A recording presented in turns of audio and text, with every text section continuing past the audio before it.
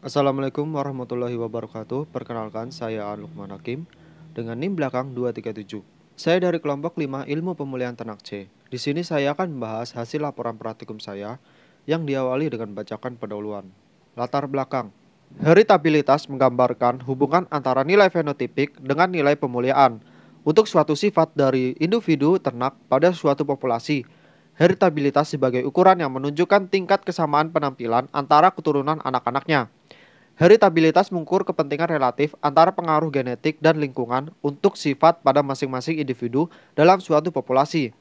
Nilai heritabilitas dapat mempengaruhi peluang keberhasilan suatu seleksi.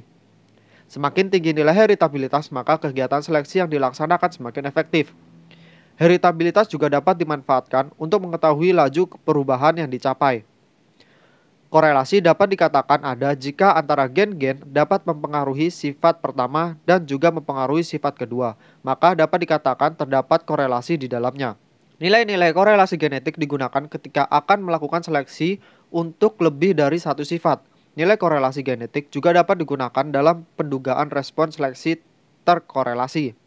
Dan nilai korelasi juga dapat digunakan untuk memperhatikan kemungkinan adanya pilihan ketika melaksanakan seleksi dua sifat yang berkorelasi genetik positif.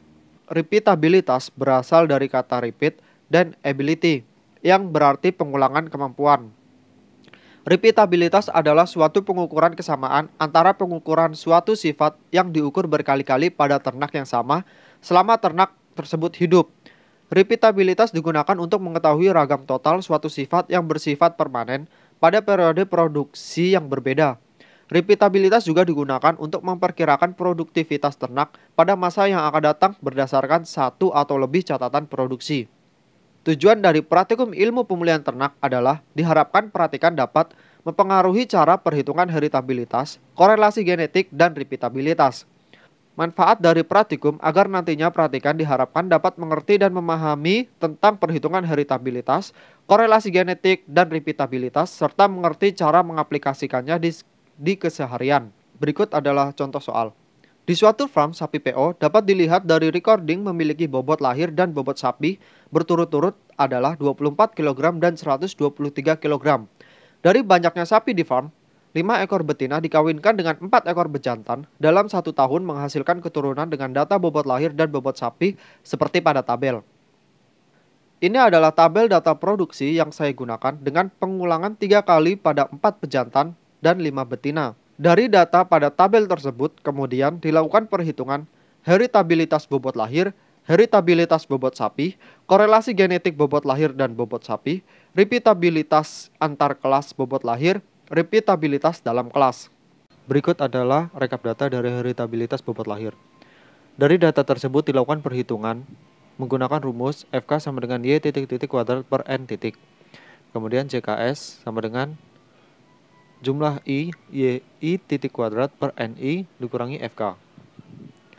JKW sama dengan jumlah I jumlah K Y kuadrat IK dikurangi jumlah YI kuadrat per NI. DBS sama dengan S min 1. DBW sama dengan N titik min S. KTS sama dengan JKS per DBS. KTW sama dengan JKW per DBW. KTHW sama dengan sigma kuadrat W sama dengan KTW. KTHS sama dengan sigma kuadrat S sama dengan KTS min KTW per K. H kuadrat sama dengan 4 sigma kuadrat S per sigma kuadrat S ditambah sigma kuadrat W. Berikut ini adalah daftar sidik ragam. Faktor koreksi pada derajat bebas itu 1. Jumlah kuadrat itu 10.323,968. Kuadrat tengah dan kuadrat tengah harapan itu tidak ada.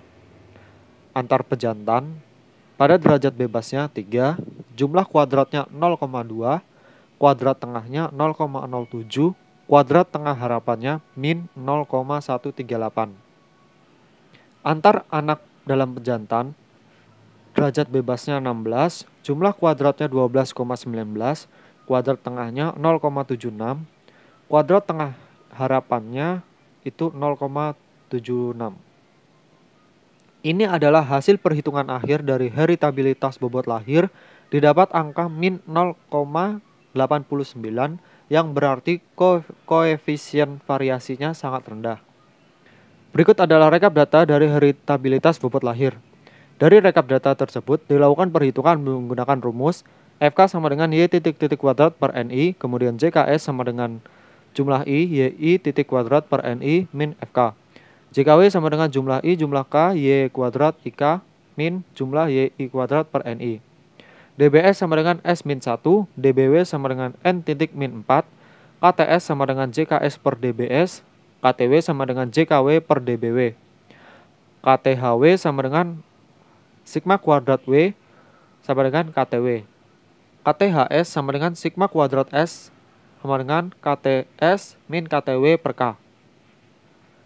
H kuadrat sama dengan 4 sigma kuadrat S per sigma kuadrat S plus sigma kuadrat W. Berikut adalah daftar sidik ragam. Daftar sidik ragam heritabilitas bobot sapi 1. Faktor koreksi pada derajat bebasnya 1, jumlah hasil kalinya itu 298.876,8 dengan hasil kali rata-rata dan hasil kali rata-rata harapannya tidak ada. Antar pejantan pada derajat bebas itu 3, jumlah hasil kali itu 0, hasil kali rata-rata 0, hasil kali rata-rata harapan itu min 0,142. Antar anak dalam pejantan pada derajat bebas itu 16, jumlah hasil kali 11,41, hasil kali rata-rata 0,71, hasil kali rata-rata harapan 0,71.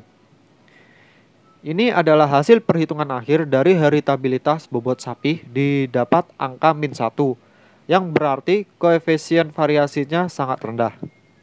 Berikut adalah rekap data korelasi genetik bobot lahir dan bobot sapi. Dari rekap data tersebut, dilakukan perhitungan menggunakan rumus FK sama dengan X titik dikali Y titik per N titik. JHKS sama dengan jumlah I XI YI per NI min FK. JHKW sama dengan jumlah I dan K, XIK dan YIK min jumlah XI YI per NI. DBS-nya sama dengan S min 1, DBW-nya sama dengan N min S, HKRS-nya sama dengan JHKS per DBS, HKRW sama dengan JHKW per DBW, HKRHW sama dengan COV-W sama dengan HKRW, HKRHS sama dengan COV-S sama dengan HKRS min HKRW per K. Yang terakhir RG sama dengan 4 COV-S per akar 4 sigma 2S dalam kurung X dikali 4 sigma kuadrat S dalam kurung Y. Berikut adalah daftar sidik ragam. Faktor koreksi pada derajat bebas itu 1, jumlah hasil kali 55.548,128. Hasil kali rata-rata dan hasil kali rata-rata harapan itu tidak ada.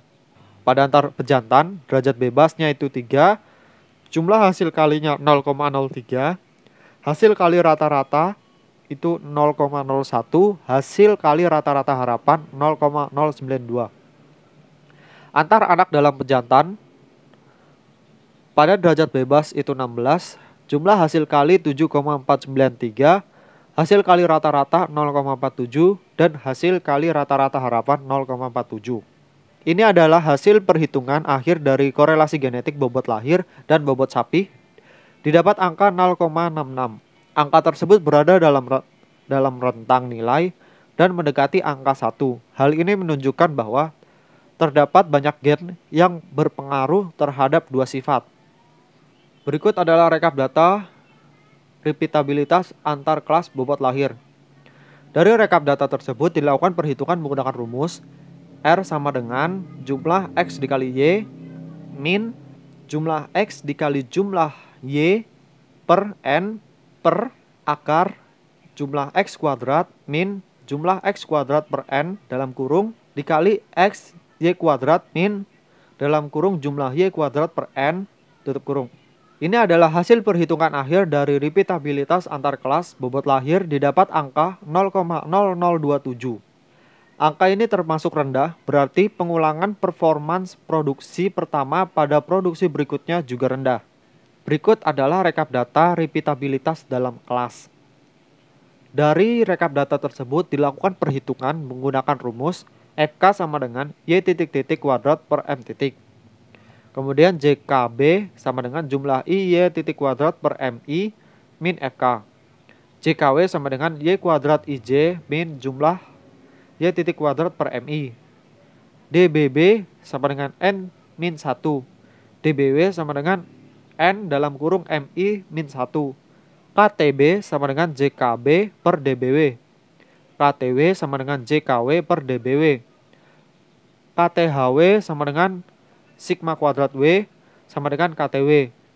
KTHS sama dengan sigma kuadrat B sama dengan KTB min KTW per K. Dan yang terakhir adalah R sama dengan sigma kuadrat B per sigma kuadrat B plus sigma kuadrat W. Berikut adalah daftar sidik ragam. Faktor koreksi pada derajat bebas itu 1, pada jumlah kuadrat itu 361.768,815. Sedangkan pada kuadrat tengah dan kuadrat tengah harapan itu tidak ada. Kemudian antar individu pada derajat bebas itu 7, jumlah kuadrat 3,592, kuadrat tengah 0,513, dan kuadrat tengah harapan min 0,221. Pengukuran dalam individu pada derajat bebasnya 16, jumlah kuadratnya 22,339, kuadrat tengahnya 1,396, kuadrat tengah harapan 1,396. Ini adalah hasil perhitungan akhir dari heritabilitas dalam kelas. Didapat angka min 0,19. Nilai tersebut berada di luar rentang nilai, termasuk angka yang sangat rendah, yang berarti pengulangan performance produksi pertama pada produksi berikutnya juga rendah atau tidak sama sekali. Yang terakhir, kesimpulan. Berdasarkan hasil perhitungan pada data bobot lahir dan bobot sapi-sapi PO, dapat diambil kesimpulan bahwa nilai heritabilitas indeks bobot lahir tergolong dalam nilai heritabilitas yang rendah dan berada di luar rentang nilai dengan nilai yang didapat adalah min 0,89, yang berarti koefisien variasinya sangat rendah.